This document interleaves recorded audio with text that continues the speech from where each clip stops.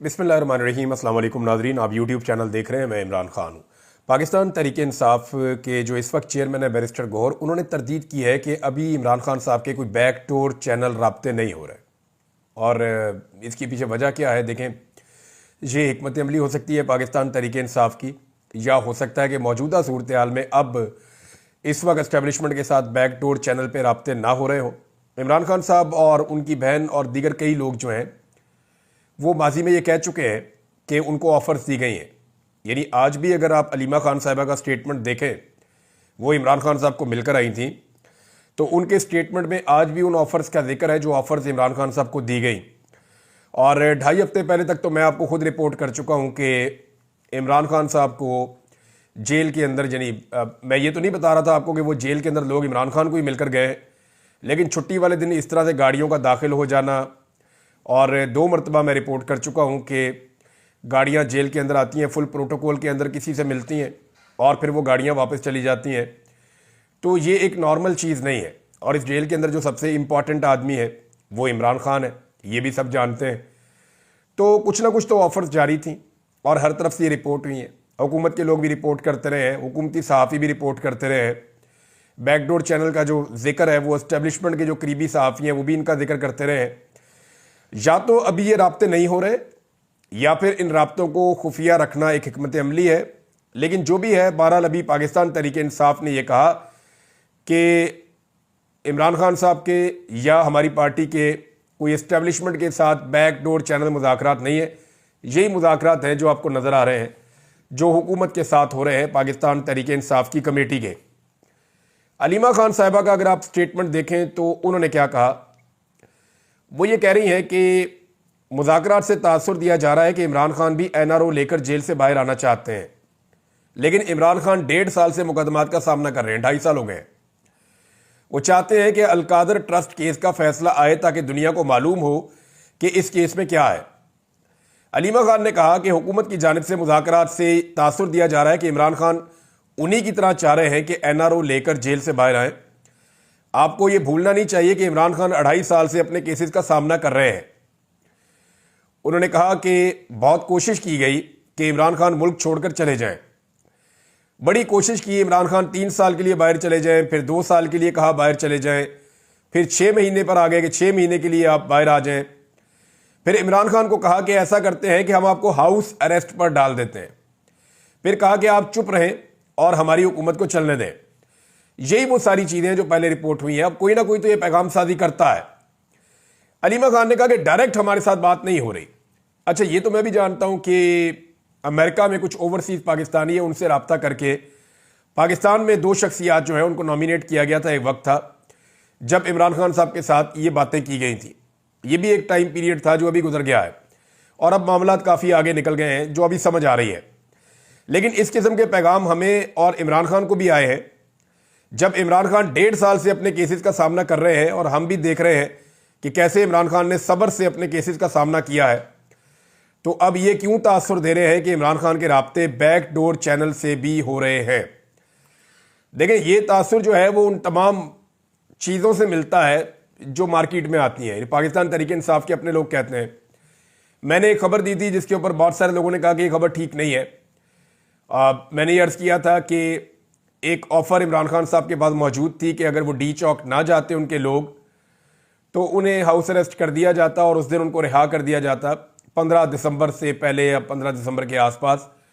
तो अब तो पाकिस्तान तहरीक-ए-इंसाफ के अंदर से भी बहुत सारे लोग इसकी तस्दीक कर रहे हैं कि वाकई में एक ऐसी ऑफ़र उन्हें दी गई थी, लेकिन इमरान खान साहब ने और बुशरा बीबी ने उस वक्त के हालात के मुताबिक वो ऑफ़र तस्लीम नहीं की। इमरान खान साहब अपने तरीके से बाहर आना चाहते हैं, वो ऐसे बाहर नहीं आना चाहते।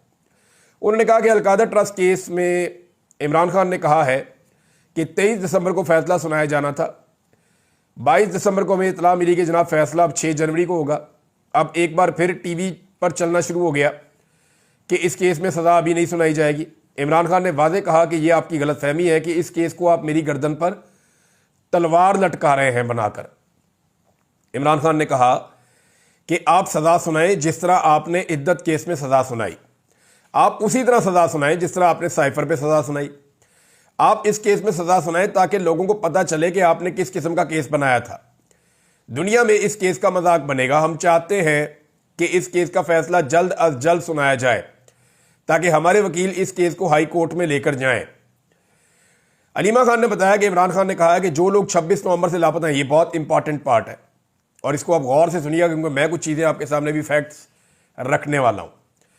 इमरान खान ने कहा कि जो लोग 26 नवंबर से लापता हैं, अभी जो वज़ीर आला खैबर पख्तूनख्वा हैं उनके और खैबर पख्तूनख्वा की हुकूमत के बकौल लगभग 50 लोगों का वो बताते हैं कि वो अभी तक लापता हैं, जिनके बारे में कुछ पता नहीं चला, किसी जेल में उनका सुराग नहीं मिला या उनकी ज़िंदगी के बारे में कुछ पता नहीं चला, वो लोग अपने घर भी वापस नहीं पहुंचे। तो 50 के करीब लोगों का अभी ये कंफर्म करते हैं कि हमें कुछ आइडिया नहीं है। तो इमरान खान कह रहे हैं कि 26 नवंबर से जो लोग लापता हैं उनके लिए आवाज़ क्यों नहीं उठाई जा रही। इमरान खान ने पार्टी के लोगों को सख्त हदायत भेजी हैं कि आप बताएं कि पार्टी के कितने लोग लापता हैं और वो किधर हैं। लापता लोगों की तस्वीर शाया करें। लोग डरे हुए हैं, ख़ासतौर पे पंजाब में लोग बहुत डरे हुए हैं, ये इमरान खान साहब भी जानते हैं। 26 नवंबर को जो कुछ हुआ इसका हिसाब देना पड़ेगा, ये इमरान खान ने कहा। ये ना हम भूलेंगे और ना भूलने देंगे जो कुछ 26 नवंबर को हुआ। 26 नवंबर को लोगों पर स्नाइपर से फायरिंग हुई है, रात को पूरा ऑपरेशन किया गया है, इसका किसी को तो जवाब देना पड़ेगा। लोग अपना आईनी हक इस्तेमाल करते हुए पुरअमन एहतजाज कर रहे थे। इमरान खान ने कहा है कि इसके ऊपर आवाज़ उठना बंद नहीं होनी चाहिए। अब ज़रा नाज़रीन आप सारे 26 नवंबर को देखें तो पूरी दुनिया में आवाज़ उठ रही है, रोला पड़ा हुआ पूरी दुनिया में। लेकिन पाकिस्तान तहरीक इंसाफ की कारकर्दगी ऐसी है कि जब शदीद दबाव आया सोशल मीडिया की जानिब से, तो पहले तो सोशल मीडिया को पीटीआई के लोगों ने गालियां देना शुरू कर दी। अंदर से ही लोगों ने बुरा भला कहना शुरू कर दिया कि सोशल मीडिया जिम्मेदार है हर चीज़ के लिए। हालांकि सोशल मीडिया तो आवाज़ उठा रहा था कि 26 नवंबर को वहाँ पे कत्ले आम हो गया, एक भी लीडर कत्ल नहीं हुआ और बहुत सारे लोग जो हैं वो आम शहरी, आम वर्कर जो है वो कत्ल हो गए। वो भी माओ के बच्चे थे, उनके अपने भी बच्चे हो सकते हैं, उनकी भी फैमिलीज हैं, उनकी भी जिंदगियां थी, लेकिन एक मकसद के लिए उनकी जिंदगियां चली गई। अब जो लोग मारे गए या जो लोग लापता हो गए उनके बारे में अब तक किया क्या? तो जनाब 40 दिन हो गए हैं, 40वां हो चुका है 26 नवंबर के शोहदा का, और जो लोग लापता हुए हैं उनको भी 40 दिन हो गए हैं। तो साने 26 नवंबर को आज 40 दिन मुकम्मल हो गए, मगर ना कोई FIR अब तक दर्ज हुई, ना लापता अफराद के हवाले से कोई पटिशन दायर की गई। सिर्फ एक जो है वो केस किया गया, इस्तगासा दायर किया गया, एक केस दायर किया गया एक लोअर कोर्ट के अंदर, जहां कोशिश की जा रही है कि मुकदमा दर्ज किया जाए और उसके बारे में किसी को कुछ पता नहीं कि उसका क्या बनेगा। और संजीदगी का ये आलम है कि जब अदालत के अंदर वो केस लगा तो पाकिस्तान तहरीक इंसाफ की लीडरशिप भी गायब थी। यानी जब लीडरशिप अदालत में जाती है तो सारे वर्कर पहुंचते हैं लाइन के साथ, लेकिन जब वर्कर कत्ल हो गया और उसका केस आया, और वो भी एक नहीं बहुत सारे वर्कर्स, तो लीडरशिप जो है वो अदालत में जाने के लिए तैयार नहीं है। बहुत अफसोसनाक सूरत हाल है। तो मामला ये है कि ना तो अभी तक FIR दर्ज हुई, ना तो अभी तक लापता अफराद के हवाले से कोई पटिशन दायर की गई, ना ही अस्पतालों का रिकॉर्ड जमा किया गया और ना ही CCTV फुटेज का तहफ़्फ़ुज़ किया गया। क्योंकि अस्पतालों की और डी चौक की और जो दीगर मुल्हिका इलाके हैं उनकी अगर CCTV फुटेज का तहफ़्फ़ुज़ किया जाए, उसको महफूज कर लिया जाए, तो ये CCTV फुटेज कल तमाम कत्लों का सुराग निकाल देगी। लेकिन इसके लिए पाकिस्तान तहरीक इंसाफ को तोको करनी पड़ेगी। अभी तक इन्होंने कुछ नहीं किया। इमरान खान साहब इस मामले को लेकर बरहम हुए हैं और उन्होंने कहा कम से कम तस्वीरें तो लेकर आओ ना। जो लापता लोग हैं जिनके बारे में सूबाई हुकूमत कह रही है हमारे बंदे वापस नहीं पहुंचे, तो भाई उनकी फोटो लेकर आए, लाकर दिखाएं कि ये बंदा वापस नहीं आया, ये इसका नाम है, ये इसकी तस्वीर है, ये इसकी फैमिली है, इसकी बीवी है, इसके बच्चे हैं, इसके माँ बाप हैं, ये इसका खानदान है, ये इसका भाई है, इसको ढूंढ रहा है। भाई लोगों के इंटरव्यूज करें, लोगों को दिखाएं। या तो फिर आप झूठ बोल रहे हैं, और अगर आप झूठ नहीं बोल रहे तो फिर आप चीजें सामने क्यों नहीं लेकर आ रहे? आपके पास तो डाटा होना चाहिए था और आपको ये डाटा सामने लेकर आना चाहिए था। ये रिस्पॉन्सिबिलिटी अब मीडिया तो पूरी नहीं करेगा। पॉलिटिकल पार्टी की भी कोई एक थक्कड़ से थक्कड़ पॉलिटिकल पार्टी भी होती ना, दुनिया की फारग तरीन पॉलिटिकल पार्टी के भी बंदे लापता हुए होते, तो 4 या 5 दिन के अंदर वो तस्वीरें सामने ले आते, जनाब ये हमारे बंदे लापता हैं, ये इनकी लिस्ट है, ये इनके नाम है, ये इनके घर वाले हैं, ये इनके इंटरव्यूज हैं, ये इनकी तस्वीर है, ये इनके बच्चे हैं, ये इनकी फैमिली है, देखे सारे इनको ढूंढ रहे हैं। कोई गई गुजरी पॉलिटिकल पार्टी भी होती तो ये कर देती। 40 दिन गुजर गए, पाकिस्तान तहरीक इंसाफ अब तक ये नहीं कर पाई। इमरान खान साहब ने अब कह दिया, तो मेरे ख्याल में इन्हें कर लेना चाहिए। नॉर्मली इमरान खान साहब की बातें ये लोग कम ही मानते हैं, और जो बात लॉजिक पे पूरी उतरे या जो बात पाकिस्तान की एस्टेब्लिशमेंट को पसंद ना आए वो बात तो बहुत मुश्किल ही मानते हैं इमरान खान साहब की। हालत तो यह है कि इमरान खान साहब का जो बयान है उसको रीट्वीट नहीं कर सकती पाकिस्तान तहरीक इंसाफ की क़यादत। मैंने 2-4 दफा इमरान खान साहब का कोई स्टेटमेंट आया तो मैंने रीट्वीट कर दिया, तो मुझे यानी लोगों ने कहा कि ये तो इनकी क़यादत रीट्वीट नहीं कर पा रही। मैंने कहा जी मैंने तो इसलिए किया कि उसका पैगाम लोगों तक पहुंच जाए। वो बेचारा कैद में एक लीडर है और वो फस्तायत का सामना कर रहा है, कोई उसकी बात पहुंच नहीं रही, मीडिया दिखा नहीं रहा, तो मैंने रीट्वीट कर दिया या मैंने उसके ऊपर अपना कमेंट दे दिया।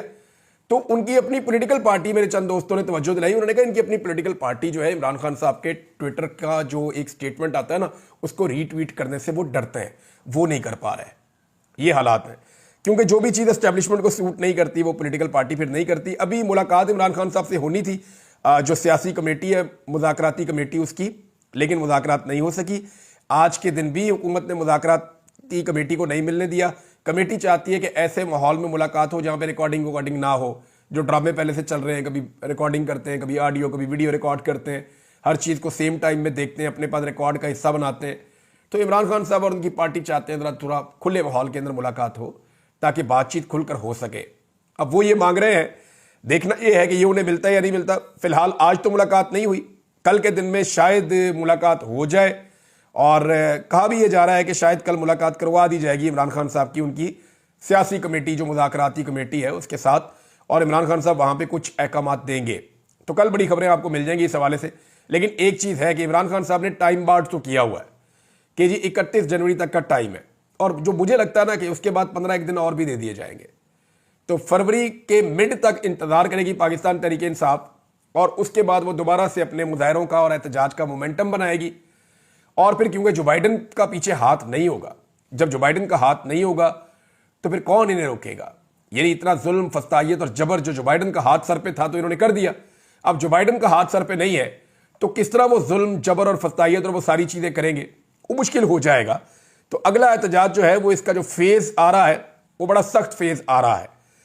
एक और खबर है नाजरीन, और ये खबर है सुप्रीम कोर्ट ऑफ पाकिस्तान से। जस्टिस जवाद एस ख्वाजा साहब ने दोबारा से दरखास्त दायर कर दी है फौजी अदालतों के हवाले से। देखिए, फौजी अदालतों वाला जो मामला है ना वो गले में अटका हुआ है एस्टेब्लिशमेंट के और हुकूमत के, क्योंकि ये कोई अदालत होती ही नहीं है। अब लोग कह रहे हैं जी जो फैसले आपने हमारे खिलाफ किए, 10-10 साल की सजाएं सुना दी हैं, लाए फैसला हमें दें, अब अपील में जाएं। अब किसी एक को भी फैसला अभी तक नहीं मिला। हत्ता के आर्मी चीफ के दफ्तर से जो लोगों ने रहम की अपीलें उनसे लिखवाई गई या उन्होंने लिखी, वो अपीलें जो हैं वो पब्लिक हो गई, वो वहां से लीक हो गई और वो हर तरफ चली गई। हालांकि वो आर्मी चीफ को अपील की गई थी, आर्मी चीफ ने उसके ऊपर माफी देनी थी या नहीं देनी थी, लेकिन आर्मी चीफ के दफ्तर से ये मामला निकल गया। लेकिन अभी तक जो फैसला है वो लीक नहीं हो सका। फैसला अभी तक कोई सामने नहीं आया कि किस नौयत से और किस अंदाज में और किस बिना पर ये फैसले सुनाए गए जो फौजी अदालतों ने सुनाए।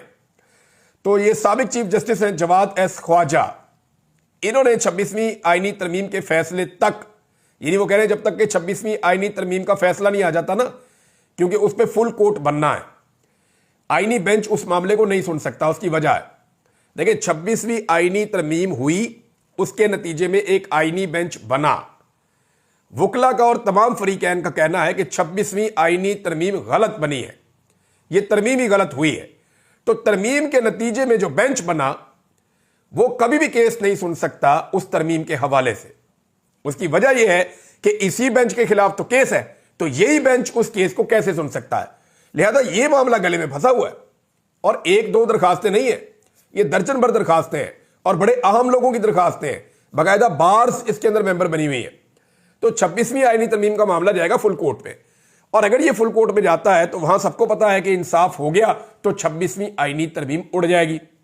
26वीं आईनी तरमीम उड़ गई तो आईनी बेंच भी उड़ जाएगा। आईनी बेंच उड़ गया तो फौजी अदालतों के अंदर जो फैसले हो रहे हैं वो भी उड़ जाएंगे, तो फौजी अदालतें फैसले नहीं कर पाएंगी। और एक और बड़ी मजेदार चीज होगी, पहले ये खबर आप सुन ले फिर मैं आपको बताता हूं कि अगली चीज क्या होगी। जस्टिस जवाद एस ख्वाजा साहब ने कहा कि 26वीं आईनी तरमीम के फैसले तक फौजी अदालतों में सजाओं के खिलाफ अपीलें रोकने की इस्तदा कर दी। साथ ही गुज़िश्ता दरखास्त पर उनको जो जुर्माना किया गया था उस पर भी उन्होंने नजरसानी दायर की है। उन्होंने ये दरखास्त की कि जनाब जो मिलिट्री कोर्ट्स अपीलों पर समाअत मौखर की जाए और 26वीं आईनी तरमीम के फैसले तक अपीलों पर कार्रवाई ना की जाए। मेरी दरखास्त को गैर जरूरी करार देने की ऑब्जर्वेशन भी हज़फ की जाए। इससे पहले उन्हें जुर्माना भी हो गया था, लेकिन जस्टिस जवाद एस ख्वाजा दोबारा पूरी तैयारी के साथ फिर से आ गए हैं। 26वीं आईनी तरमीम में नाजरीन एक वारदात भी डली है, और यह वारदात जब मैं आपके सामने रखूंगा तो आप कहेंगे कि एक से एक कार्रवाई डाली है इन्होंने और किसी को पता भी नहीं चलने दिया। मिसाल के तौर पे ये जो खबर है, साकिब बशीर साहब ने यह खबर दी है और वो लिखते हैं कि अहम खबर यह है कि अभी तक की सामने आई सूरत के मुताबिक 26वीं आईनी तरमीम में एक जज जस्टिस मोहसिन अख्तर कियानी को जुडिशल कमीशन से बाहर करने के लिए इंतहाई बारीक वारदात डाली गई, जिसका इंकशाफ अब हुआ है। सूरत यह है कि चारों सूबों की हाई कोर्ट में अलग अलग जजेस तैनाती के लिए मुतल्लिका हाई कोर्ट का चीफ जस्टिस और उनके साथ सीनियर तरीन जज जुडिशल कमीशन का हिस्सा बनेगा, लेकिन इस्लामाबाद में सिर्फ चीफ जस्टिस को बनाया जाएगा और सीनियर जज मोहसिन अख्तर कियानी साहब को बाहर कर दिया गया। अब आप अंदाजा करें कि बाकी जगहों के ऊपर जब जजेस की अपॉइंटमेंट होगी तो 17 रुकनी वो जो कमीशन होगा वो करेगा, लेकिन यहां पे इस्लामाबाद में 16 रुकनी कमीशन होगा, क्योंकि जस्टिस मोहसिन अख्तर कियानी साहब को बाहर निकालना था ताकि अपनी मनमानी की जा सके।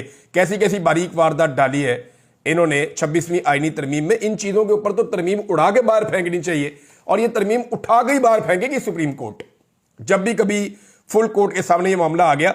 और इंटरेस्टिंग बात यह है कि इस तरमीम के बाद जो कानून बनाए गए ना बहुत सारे, जिनमें बहुत सारे लोगों को बहुत फायदा हुआ, वो कवानीन भी नहीं टिक पाएंगे, क्योंकि इसी 26वीं तरमीम की बुनियाद के ऊपर ऐसी कानून साजियां बाद में की गई हैं जिनका बहुत सारे लोगों ने फायदा उठाया। वो कानून साजियां भी टिक नहीं पाएंगी। नाज़रीन, एक और बड़ी अहम खबर है, और वो तोशाखाना वाला जो केस इमरान खान साहब के ऊपर बनाया हुआ है उस हवाले से है, और उसमें अब जो चीजें सामने आई हैं वो बहुत इंटरेस्टिंग है। एहतशाम कियानी साहब ने जो रिपोर्ट किया वो बड़ी आसान लैंग्वेज में है। मैं आपको बताता हूं कि इमरान खान और बुशरा बीबी के खिलाफ तोशाखाना 2 केस इस नुक्ते पर फोकस रखकर बनाया गया है। यानी एक नुक्ता ऐसा है जिस पे फोकस रख के बनाया गया कि इमरान खान और बुशरा बीबी ने तोहफा तोशाखाना में जमा नहीं करवाया। यानी यह नुक्ता रखा कि जनाब तोशाखाना 2 का केस हम इसलिए बना रहे हैं इमरान खान पे और बुशरा बीबी पे कि जो तोहफा इनको मिला वो उन्होंने तोशाखाना में जमा नहीं करवाया। अच्छा, अब आगे जनाब अब पता यह चला कि अदालत के अंदर कि जब यह केस बना तो 2018 के रूल में 2023 में अब तब्दीलियां कर दी गई हैं। यानी 2018 का जो रूल था उसके मुताबिक जरूरी नहीं था कि तोहफा तोशाखाना में जमा करवाया जाए, उस वक्त सिर्फ रसीद जमा करवा दें तो वो काफी है। यानी ये केस बनता ही नहीं है, जिस बुनियाद पे केस बनाया है केस बनता ही नहीं है। इसीलिए इस्लामाबाद हाई कोर्ट ने इमरान खान और बुशरा बीबी को जमानत दे दी है, और उन्होंने कहा जाओ जाके केस दोबारा देखो, इसके ऊपर दोबारा इन्वेस्टिगेशन करो। उसकी वजह यह है कि एक कानून था ही नहीं, वो कानून उन्होंने बनाया 2023 में इमरान खान को फंसाने के लिए, और 2 साल पहले से इंप्लीमेंट कर दिया। 2023 में कानून बनाया कि जो भी तोहफा मिलेगा पहले तोशाखाना में जमा होगा, उसके बाद अगला काम होगा। ये 2023 में बनाया, लेकिन 2018 का कानून क्या कहता था कि जो तोहफा आपको मिल जाएगा आप जमा करवाएं या ना करवाएं, आप उसकी रसीद जमा करवाएं। तो इमरान खान साहब ने 2018 के कानून के मुताबिक वो चीज ले ली। अब वो ये कह रहे हैं कि जनाब 2023 में क्योंकि हमने कानून बदला है, इसका इतलाक इमरान खान पे हमने 2018 से करना है। तो 2 साल पहले से तो इतलाक हो नहीं सकता। कैसी बारीक वारदात है। ये पकड़ी अभी इस्लामाबाद हाई कोर्ट ने, और इसके बाद इमरान खान को और बुशरा बीबी को जमानत मिल गई है। नाज़रीन, ज्यादा ज्यादा एक खबर आपको मैं और दे देता हूं कि मरियम नवाज ने एक स्टेटमेंट दिया है। इससे पहले जो उनकी फोटो वाली कहानी है वो पाकिस्तान में बहुत ज्यादा मकबूल हो गई। कई लोग बहुत बिलो द बेल्ट जा रहे हैं, गलत है। किसी की निजी जिंदगी के ऊपर ऐसे अटैक नहीं करना चाहिए, और ये ज्यादती है, ये नहीं करना चाहिए। हाँ, इस बात का ख्याल रखना चाहिए, मरियम नवाज वज़ीर आला है और वो पाकिस्तान और पंजाब की वज़ीर आला है, लिहाजा एक डेकोरम है जिसके अंदर उनको मेंटेन करना चाहिए। और इसके ऊपर जिन लोगों ने माइंड किया वो PMLN के लोग भी इसमें शामिल हैं, और वो ये कह रहे हैं कि ये तरीकाकार ठीक नहीं था। हाथ मिला सकती हैं, वो टच एंड गो का एक तरीका होता है, हाथ आपने मिलाया ठीक है, वो कोई इस तरह मसला नहीं है। ये पहले भी बहुत सारे लोग, बेनज़ीर भुट्टो भी हाथ मिलाती थी, मिलाते हैं हाथ, इसके ऊपर भी कई लोग एतराज़ कर सकते हैं, लेकिन ठीक है। लेकिन जिस अंदाज में ताज़ीम के साथ गर्मजोशी और वफादारी का इजहार करने का एक तरीका, वो नामुनासिब था, वो देखने में भी कोई इतना अच्छा नहीं लग रहा था। यही वजह है कि UAE की जो एम्बेसी है उन्होंने एक बयान जारी किया इसमें उर्दू में, और उसमें उन्होंने काफ़ी तस्वीरें लगाई हैं, 3-4 तस्वीरें 4 लगाई हैं उन्होंने। लेकिन उन चारों तस्वीरों में जो सबसे ज़्यादा मकबूल तस्वीर हुई मरियम नवाज वाली, वो UAE की एम्बेसी ने नहीं लगाया। ऐसा लगता है कि बज़ाहिर जो तस्वीर खिंचवाने वाला पोज़ उन्हें भी पसंद नहीं आया, कि ये पोज़ के अंदर जो तस्वीर है उन्हें भी मुनासिब नहीं लगी, और उन्होंने ये तस्वीर नहीं लगाई। तो ये गैर ज़रूरी एक तस्वीर थी जिसको गैर ज़रूरी तरीके से खिंचवाया गया और गैर ज़रूरी तरीके से वायरल किया गया। ये मुनासिब नहीं था जो भी किया गया, और उसके बाद यूएई ने भी इसको पसंद नहीं किया और जानबूझकर उन्होंने इस तस्वीर को स्किप किया। इस तस्वीर को उन्होंने अपनी जो सोशल मीडिया के ऊपर आई हुई पोस्ट है उसका हिस्सा भी नहीं बनाया। कुछ और खबरें आपके साथ शेयर करता हूं नाजरीन, लेकिन अगले व्लॉग में। अब तक के लिए इतना ही। अपना ख्याल रखिएगा, अपने इस चैनल का भी। अल्लाह हाफिज़।